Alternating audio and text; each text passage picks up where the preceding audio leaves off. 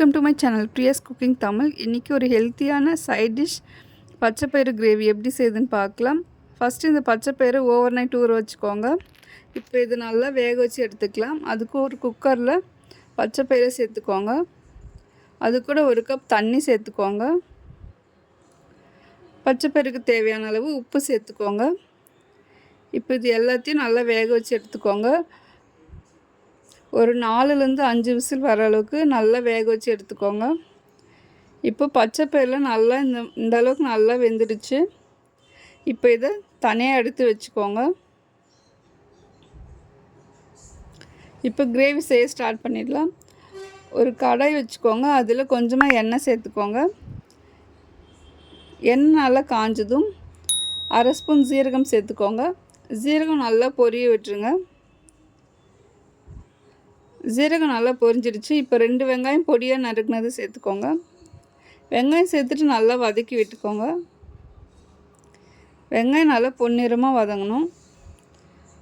இப்போ வெங்காயம் கொஞ்சம் வதங்கினதும் இதில் கொஞ்சமாக கருவேப்பிலை, 2 பச்சை மிளகாய் கீரி சேர்த்துக்கோங்க.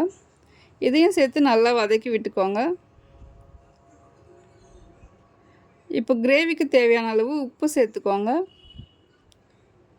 உப்பு சேர்த்துட்டு நல்லா வதக்கி விட்டுக்கோங்க. இப்போ வெங்காயம் நல்லா வதங்கிடுச்சு. இப்போ இதில் 1 ஸ்பூன் இஞ்சி பூண்டு விழுது சேர்த்துக்கோங்க. இஞ்சி பூண்டு விழுதுடைய பச்சை வாசனை போகிற அளவுக்கு நல்லா வதக்கி விட்டுக்கோங்க.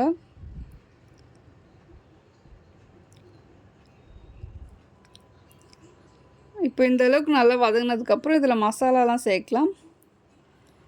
1/4 ஸ்பூன் மஞ்சள் தூள் சேர்த்துக்கோங்க. 1 ஸ்பூன் மிளகாய்த்தூள் சேர்த்துக்கோங்க.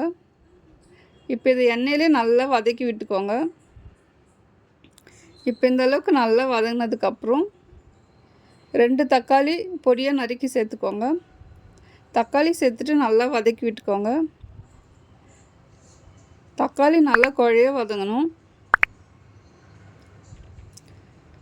இப்போ தக்காளிலாம் நல்லா வதங்கிடுச்சு. இப்போ இந்த ஸ்டேஜில் வேக வச்ச பச்சைப்பயிரை சேர்த்துக்கோங்க.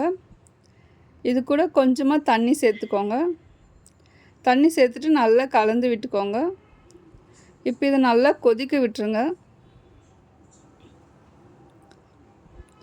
இப்போ இந்த அளவுக்கு நல்லா கொதிக்கும்போது நறுக்குன கொத்தமல்லி கொஞ்சம் சேர்த்துக்கோங்க.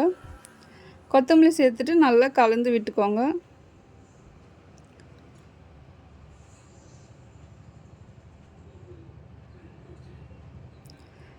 இப்போ இந்த ஸ்டேஜில் 1/2 ஸ்பூன் கரம் மசாலா சேர்த்துக்கோங்க.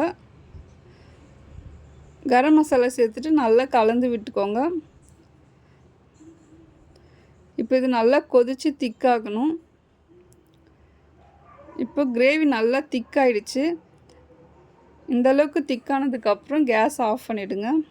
இப்போ ரொம்பவே டேஸ்டான அண்ட் ஹெல்த்தியான பச்சைப்பயிறு கிரேவி ரெடி ஆகிடுச்சு.